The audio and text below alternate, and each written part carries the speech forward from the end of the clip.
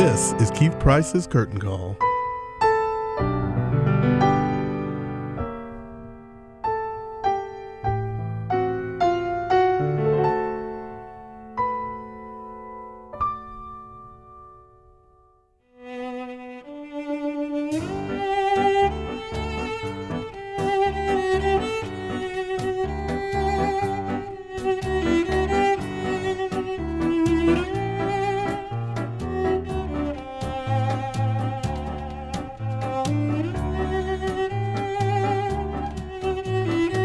Okay, so do you hear those fabulous, sexy,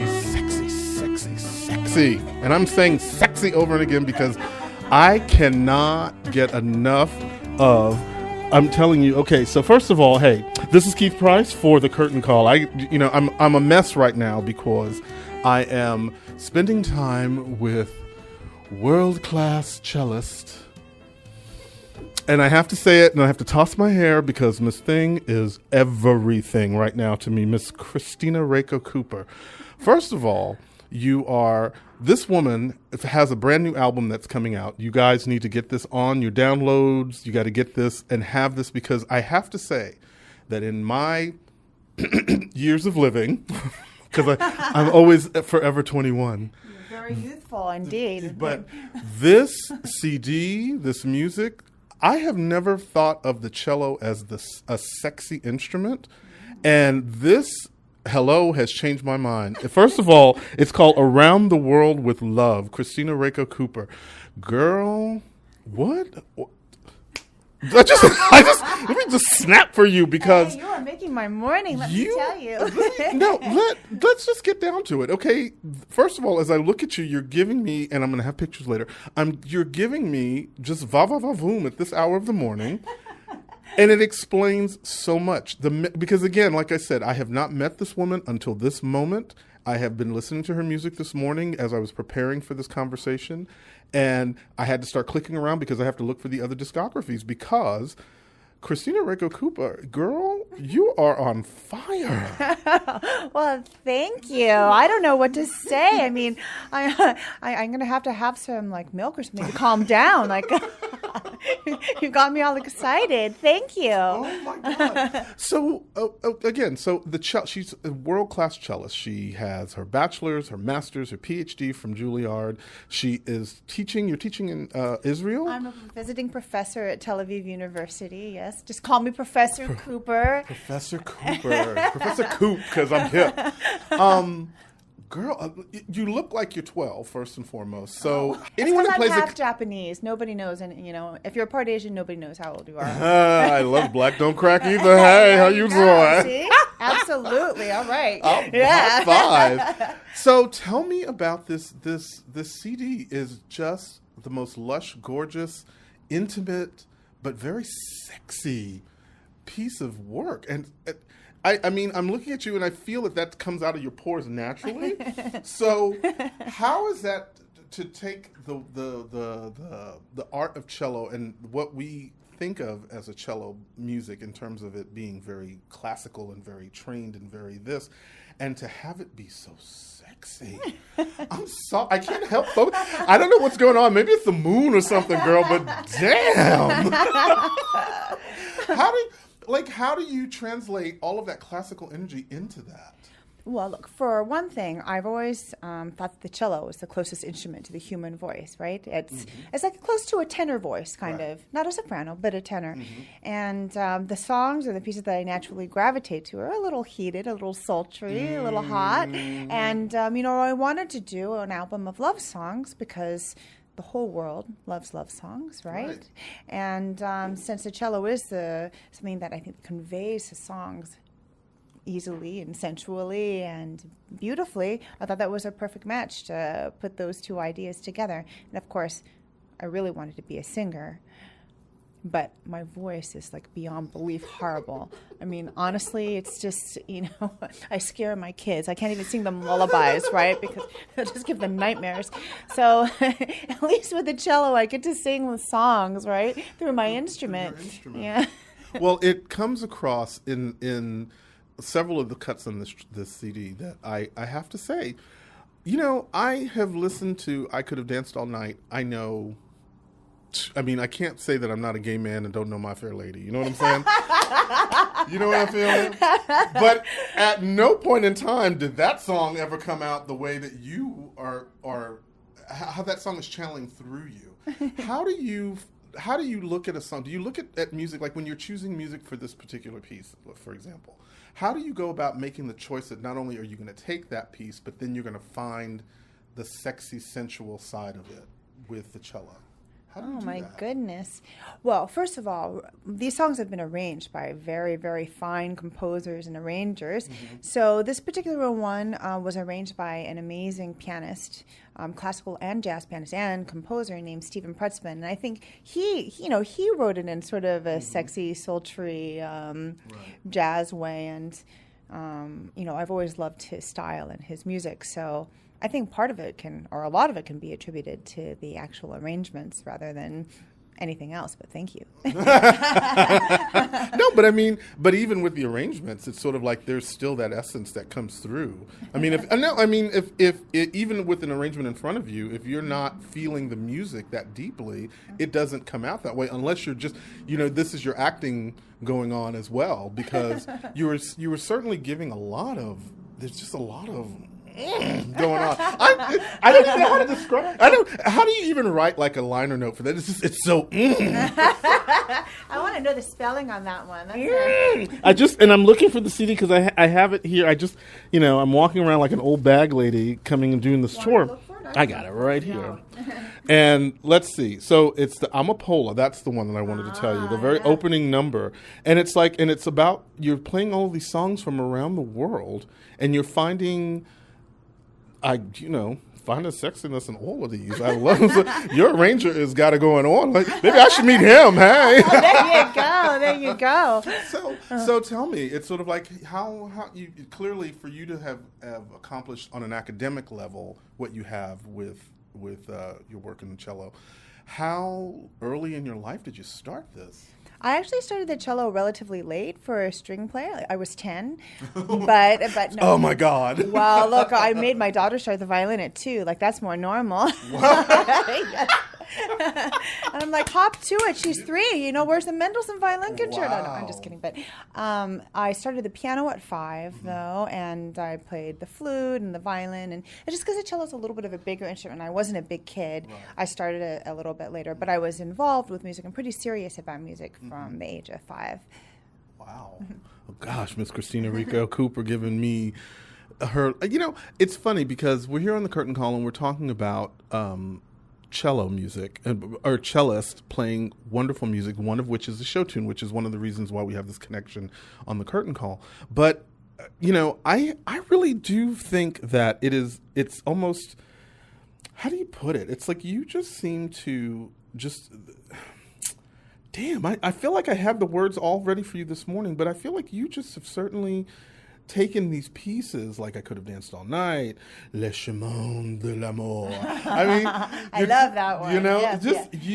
You have given this an interesting piece. And have you always been interested in this side of playing? In terms of... You mean the lyrical song side? Right. Definitely. Because, look, as a cellist, I love playing all kinds of music. I love doing, very strict classical. I like doing contemporary music. I like doing show tunes. I like doing jazz. I like doing everything, right. Honestly.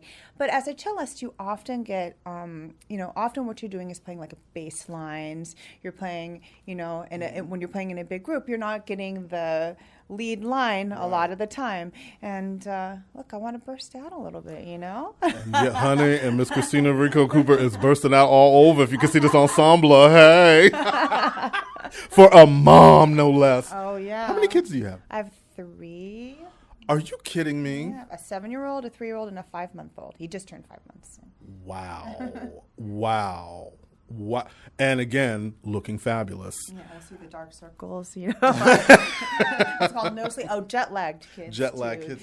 So you're living here in New York and you're performing everywhere. Well, How do you maintain that schedule? I'm actually based in Tel Aviv more than New York. Really? Yeah, we still have an apartment here, and I do base a lot of my performing out of here because I went to school here, and it's New York, and it's like a good central place. And as awesome as Israel is, it's not the most conveniently located place, and surrounded by lots of people that love that country too. It's, It's so funny. So here we are now too. This is interesting because that's a cultural difference as well, because you are just all over the map culturally. It feels like, you're Japanese. Is that correct? I'm half Japanese and half American. I converted to Judaism. I live in Israel and New York, and I can assure you I am the only half Japanese woman named Kristina living in Israel. Who's Jewish.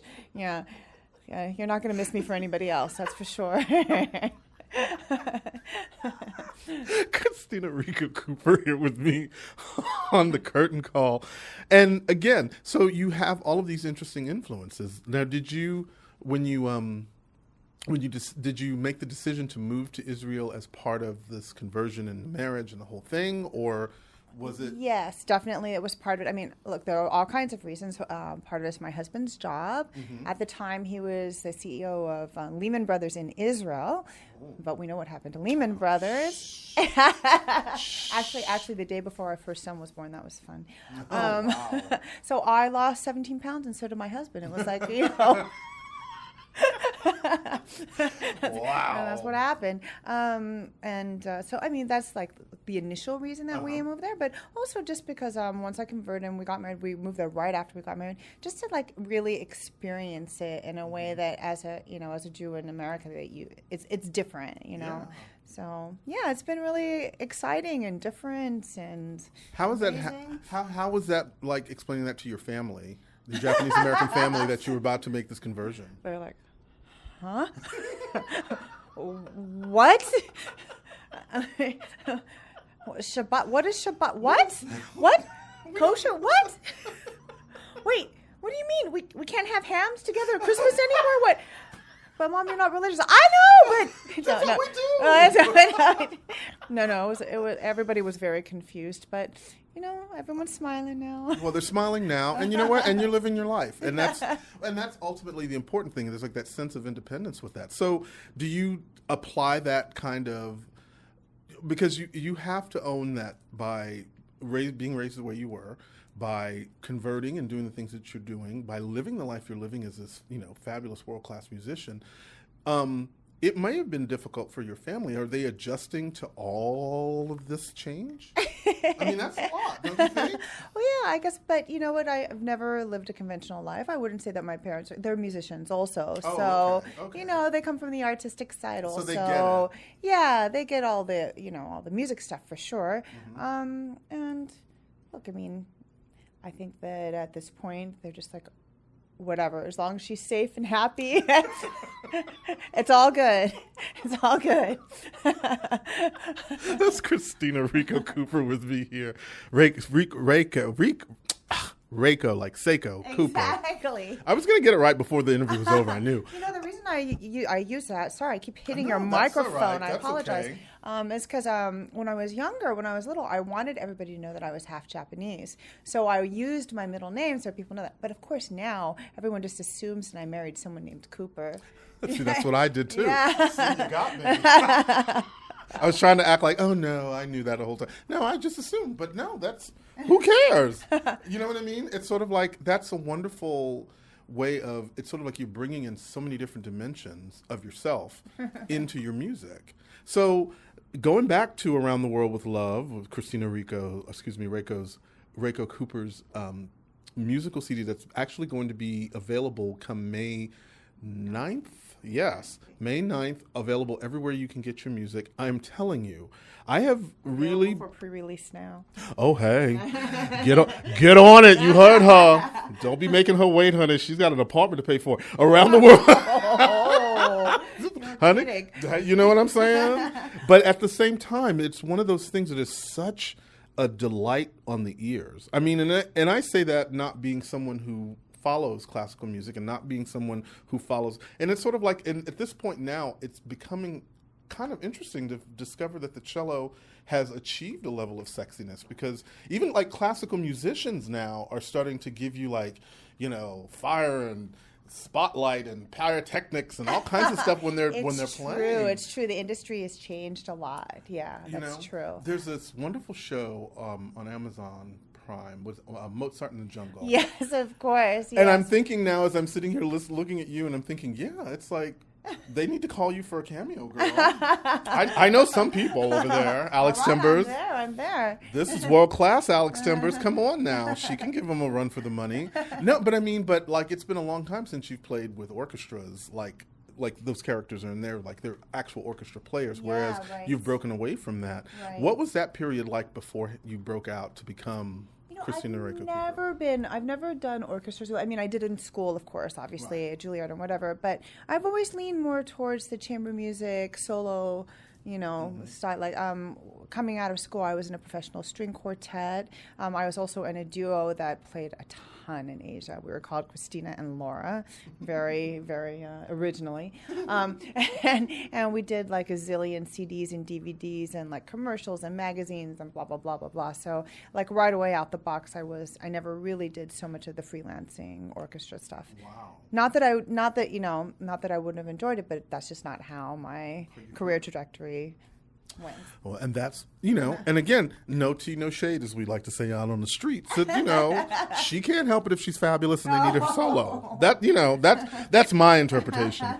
But at the same time, though, when you think about being in a place like New York where there are millions and millions and millions of performers of all types and all walks that are having their moments or trying to get their moments, it's like you have to be, as again, when you're listening to the music on Around the World with Love, you certainly can feel, what's the word I'd like to say? It's like that you can certainly feel that you are somebody that knows what you're doing. I mean, not knowing about your bachelor's, master's, and PhD. Like, I can tell from just listening to this that you are passionate about music, period. Right?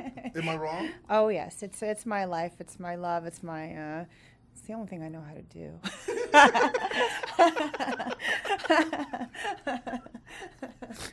I'm not really good for anything else. Oh, Kristina, yes, you are. But why do you need to do anything else if you have this, right? Shoot, I wish I could do it. Hell. I think you're doing pretty well in what you do. Well, I'm doing what I love to do, and one of the things that I love to do is getting to meet really great artists. And it's fun because there is something really wonderful about your spirit and about your energy, just in general, which makes what you do. You're sitting there like, whatever. But it makes what this CD Around the World with Love and all your other CDs, clearly that I have to go back and get, because if this is what she's giving me now, honey, what? What? But I mean, you certainly are making a wonderful mark on a, how do you say, in an industry where you're bringing attention into it for people like me who didn't really think about this kind of music. Oh, that makes me so happy to hear. That's definitely my intention. I definitely want to, show people what a wonderful instrument the cello is and just share my joy in making music and finding beautiful songs and beautiful arrangements. I'm so happy to hear that too. I love that. Oh my God, Kristina Reiko Cooper. Gosh, it's sort of like Around the World with Love. This is like one of the CDs that you should get now as your introduction to you, like I am, because this is an introduction to me. I'm not even going to pretend like I knew who you were beforehand. You know how like some of those interviewers are like, oh yes, I've spent hours upon hours with you. No, I spent 2 good turns with your CD before I met you. But part of that was because I wanted to have as complete a first impression as I could, so that I could feel the way that I'm doing right now, which is exactly what I think the CD is supposed to do. Because I have been like, I had to get this on my iPod now so I can start walking around and feeling sexy. Awesome. It's like, so for you, I mean, how then do you relax? So like right now you're in the middle of renovations for your home, which is you're taking time to focus on home for a minute. But how do you manage this kind of career with this music and touring, and you got teaching and you got kids and you got how do you put that together? I wish I took drugs, because that would make my life so much better, right? I totally understand people that need to take drugs. I get it. I have to settle for coffee, That's but no, I have to admit, I do feel overextended at times. That's for sure, and like I'm going to have a nervous breakdown. Mm-hmm. But my husband gets to deal with that. And I was going to say, what holds you together when you're having those panic attack moments, kind of? I run. No, Like I around mean the park. literally. No, I mean, yes. Actually, I guess I meant that in both ways. Yeah, but yeah. Literally and figuratively. Yes, I exactly. run. No. That does, but in all honesty, that does help. And no, I guess my family and my husband and everyone do keep me also grounded. And look, I mean, everybody has stuff going on. Everybody, especially in New York City. Everybody is always running at their wits' ends, Yeah. you know. No, there's no one that's sitting down and relaxing. And I'm just trying, and it's killing me. Oh, I bet you have fun no matter what you do. That's what I'm getting from you, and I'll bet everybody around you has fun too. Yeah. My partner would be like, "Well, he's not fun all the time." Well, nobody's fun all the time. In fact, you have to the more fun you are, the more likely you get the opposite too, right? Yeah. It has to all come together. It has to all come The together. yin and yang. Well, honey, Kristina Reiko, I want to call you Reiko, and that's right, like the Seiko route. Kristina Reiko, Reiko Well, it's Cooper. not such a big company anymore, It right? isn't. Yeah, when I was a kid, the Seiko watches, they were all over the place, but nobody has Seiko anymore. They barely have swatches now. Oh, that's true. Swatches What are happened to swatches? I love swatches. I remember when swatches used to have things like the sniff ban where you can smoke. I'm like, they don't do that no more. But still, again, like I said, if you're not falling in love with her right now, then shame on you, because I'm trying my best to get you to fall in love with her. And secondly, if you don't feel it from me, then feel it from the music. Kristina, thank you again for using your craft in such a way that even I would never have thought about. Like, when you talk about someone who is classically trained as you are, the last thing I would be expecting is sexy besame mucho. You know what I mean? Like, and then, giving me something like Beethoven in C. I know, you know what I mean? Like some concerto or something. I don't know what they do. But I say that because, again, you are celebrating yourself, it feels like, in this. Are this is, I was thinking the other day, it's like the title of the album is called Around the World with Love, Kristina Reiko Cooper, and she is playing all of these wonderful love songs from around the world. Now, some of these countries I'm sure you've been to, like, Brazil. That's the one country I haven't been to. No way. Yeah. How did I pick that? So France, Japan, Israel, of course, Mexico, France, Georgia like in... Not the state, but the country. I was like, why don't you just say Atlanta? No. So is it these songs themselves that evoke that essence of or being in those countries and now playing those songs give you that? It's a combination of three things. I mean, yeah, definitely just the songs themselves. I was just trying to pick and, actually I just recorded the songs that I love, pieces that I love, okay. And again, it's that combined with the composers and the arrangers. For example, the one that you picked from Georgia was written by it's written by an amazing composer. His name is Yosef Bardanashvili, and I just love his music. And I was riding in his car once, and he was a huge film composer in Georgia, and he also wrote a whole tons and tons of popular songs. So he started playing me some of his songs, and I'm like, oh my God, these are just so amazing. They're so sensual, and their harmonies are so they're so unique and different. Please, Yosef, just write me a love song, please. Wow. And that's what he did. So, I mean, it was a combination of picking the composers that I really enjoy. And yeah, so culturally, I also, there are some countries that I definitely wanted to represent. I mean, France is overrepresented in this album because it's just it's a very romantic, sexy kind of place, right? That's right. Wow. Wow, Kristina Reiko Cooper. So I was reading in your bio, and I was reading in some of the other stuff about your actual instrument being this seminal piece of artistry itself. Her cello it's a William Forster? Yeah. Forster right. cello. You just pulled that out of your bag. Well, I read, but it was all over the place because I was so busy basically, rubbing my nipples listening to your songs. That is I am keeping that. Rubbing my nipples while listening. Well, then all of a sudden the other facts started to roll in. Time to focus. Oh my goodness. This interview is going everywhere. Oh my God. So we're in the children's room. Well, this is how they got here. Touche, Yes, honey. okay. So going back to your actual cello, I was trying to just to understand that there's certain pieces of actual instruments that are made, like the Stradivarius, and now this, and this was something that I didn't know about either. I always knew about Stradivarius just in the thing, but this particular brand, with this history that's behind it, for you, if you had to explain it to someone like me as a layman, what is it that you get from playing an instrument like the Forester, the old Forester? What is that like for you? How do you compare that, like, say, versus, playing the school cello? You know what I mean? Okay, all right. What is it that makes it so, for you? Soulful and unique and... Well, first of all, I mean, when you're looking for a cello to buy, cellos are very expensive. Yes. So I spent many years borrowing instruments because instruments are very expensive for musicians to buy these days. And so what happens is that like Foundations or like Juilliard or whatever will lend you in like, very fine instruments. And I did that for a long time.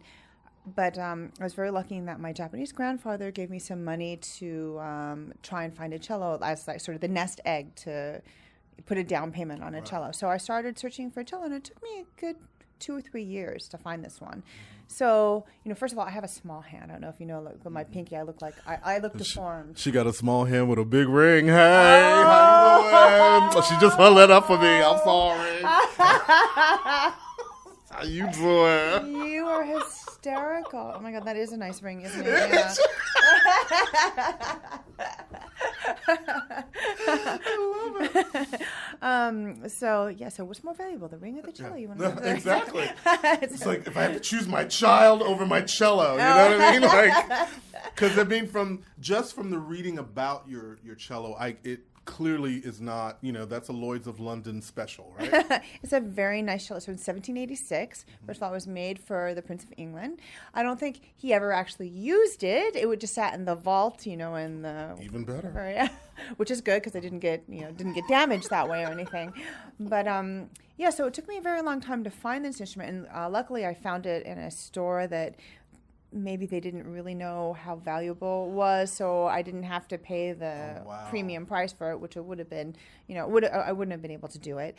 So I guess playing an instrument that's that old and has, other people have played it, you can, I have a theory that part of the reason that old instruments sound better than new instruments is that the wood has been cut in the shape for how many hundreds of years or whatever. The varnish has been there for how many hundreds of years. It's been played, it's been vibrating, it's been living in the shape for a long time. So like if you play a brand new cello, the wood is very stiff. Like, because it hasn't been vibrating for a long time, and it has a sort of a harsh forward sound. Whereas like the older instruments, you can hear sort of the age in there because, in my opinion, it has something to do with that it's been in this form for such a long time that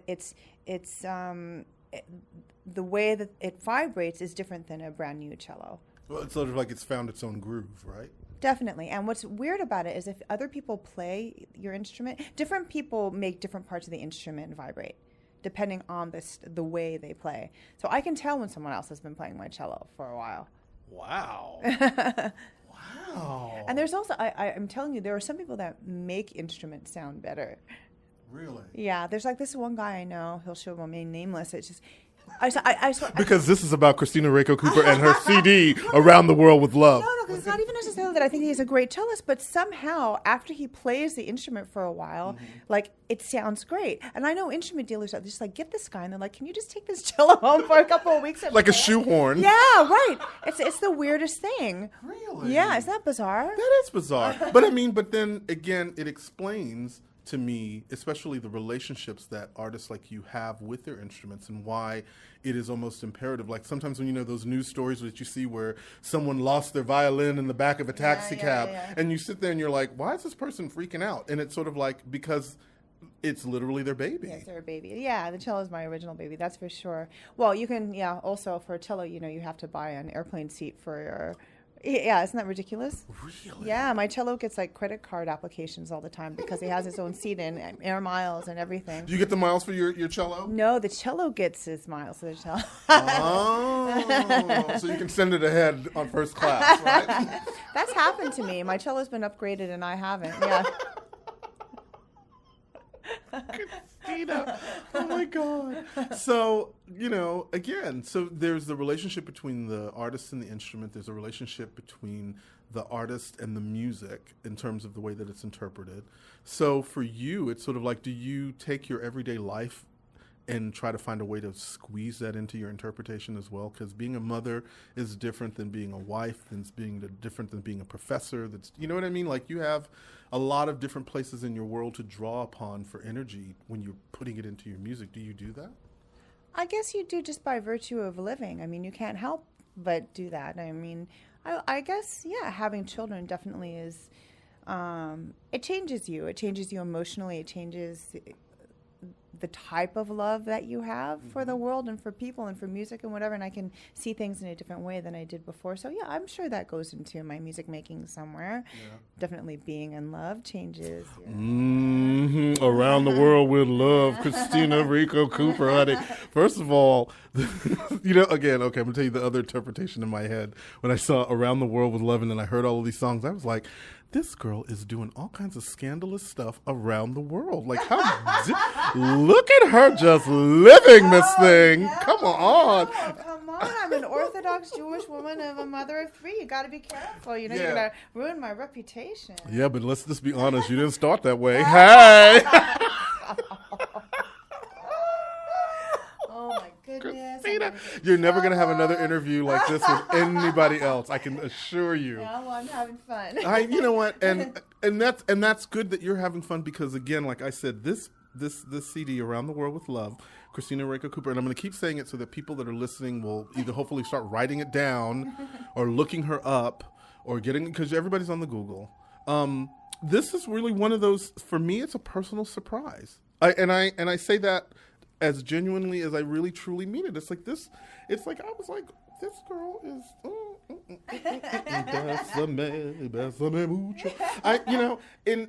And I love the idea that you have made it so that people like me, who don't have a lot of experience with this type of music or in terms of this type of artistry as a musician, found something that now I can go back and figure out other things about. Because, like, if this is how you're playing these songs, I can't wait to hear what you're doing with the classical things. Because I saw that there was one of, on your page, there was a little write-up about one of your other CDs and how you've kind of taken a spin on some of the more traditional pieces that the trained cellist would be playing, but you put your own vibration on them, I guess. And so now I'm like, ooh, girl, I got to go find me some new CDs. Right. This woman is turning up my house. How you living? You made me happy from the minute you walked in. So again, for people that are listening to this insane conversation that Kristina Reiko Cooper and I are having, go out and get her music, Around the World with Love. It's available now for pre-order on Amazon and everything else that you can get. And at the same time, it'll be available mass on like everywhere come May 9th. So if you are planning, now do you have any concerts or anything planned for promoting? Well, I do have a CD launch party at the Algonquin on May 3rd that I heard you may come to, which makes I might be there. Oh, fabulous. I might be there. I have to bring Oh, my and you know what partner. a fun thing is that, the Algonquin is where My Fair Lady was written by Lerner and Lowe. That's so right. Isn't that cool? So I'm definitely gonna play that. I love that. I love it. Oh, God. Well, Kristina, thank you so much for taking some time for me out of your insanely busy day. Thank you. This has been great. This has been really and fun. again, the CD is called Around the World with Love. Kristina, after that, with love. I'm going to say that for now on. Please, listen to my new CD, Around the World with Love. With love. Kristina Reiko Cooper, thank you so much for joining me. And you know what? I think what I'm going to do is as we're signing out, because as we're talking, I'm going to play this music as we go. I think we need to have a little bit of this Bésame Mucho. How you doing? Oh, all right. So there you guys go. Around the World with Love, Kristina Reiko Cooper, available right now for pre-sale. And at the same time, come May 9th, you can get it everywhere you get your music. Thank you so much, Kristina. Thank you, Keith. That was great. This was fantastic. All right, are y'all enjoying this? Ow. Bésame mucho.